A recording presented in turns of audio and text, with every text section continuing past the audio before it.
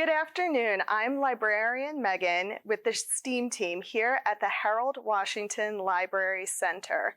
Winter is here, but why? So the reason we get all our seasons is because the Earth revolves on an axis.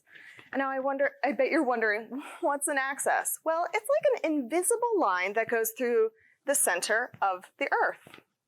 So, and ours is kind of tilted. It's not straight up and down.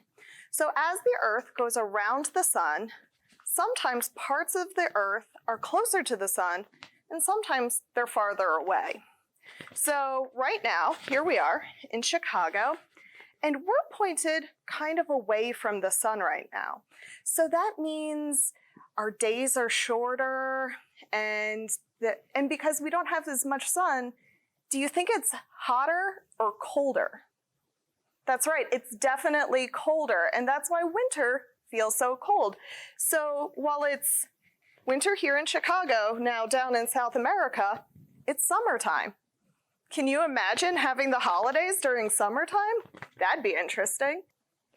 So what do we do when it's cold outside? Well, if you're at home, your grown-ups might turn up the heat or light a fire in the fireplace. How about if you go outside? You have to put a hat on and a scarf and a coat and mittens or gloves and boots. But what do animals do? Well, pets might wear a coat or boots too, depending, but what about wild animals? What about wild animals like polar bears, or penguins, or whales, or even walruses? Well, they all have a special type of fat in their body called blubber, and it helps keep them warm. Now that sounds kind of weird, right? Well, I'm going to show you a fun experiment that you can do with things at home, and you can find out just how blubber does keep you warm.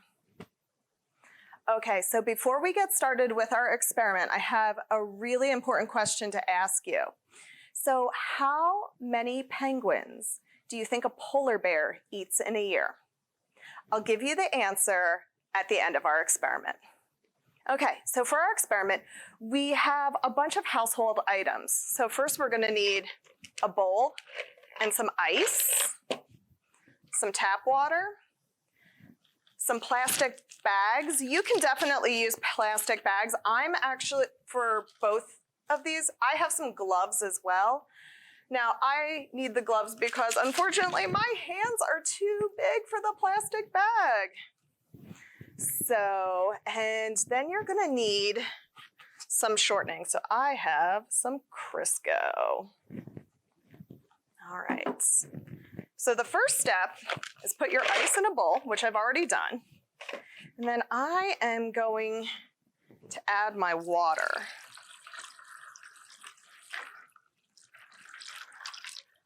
All right, let's see. Ooh, that is awfully cold. So we are gonna give that a moment. So for the next step, and you might want an adult to help you with this, you're gonna either put on a plastic bag or a glove.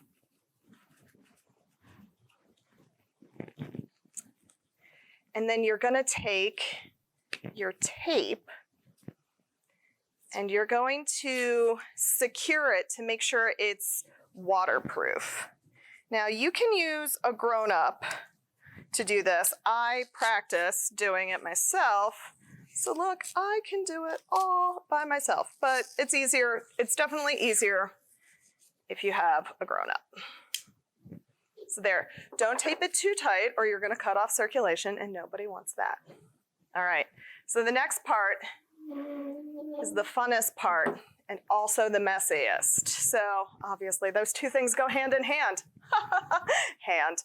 All right, so I'm gonna put my hand in the Crisco. And I'm gonna get this Crisco all over my glove. All right, so I've got my hand all nice and goopy.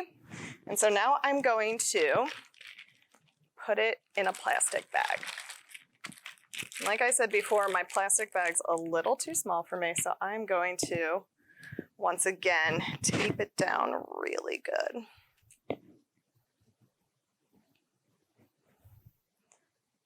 Like I said, this is definitely easier if you have a grown-up to help you.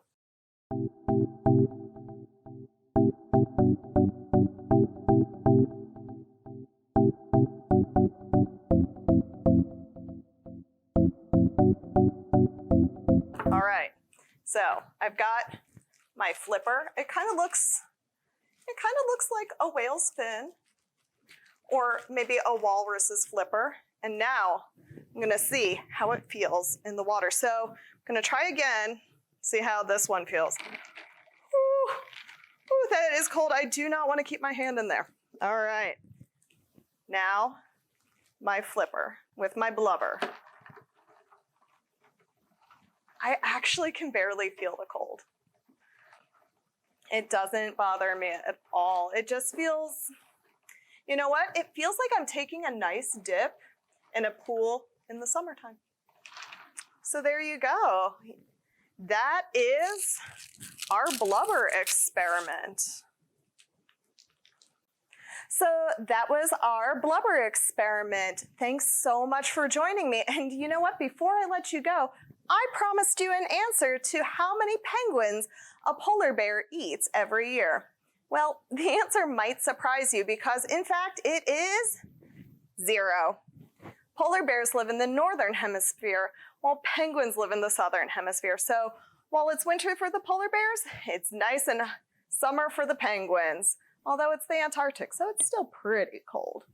So thanks again for joining me, and come back next week for Make It Monday for another STEAM activity.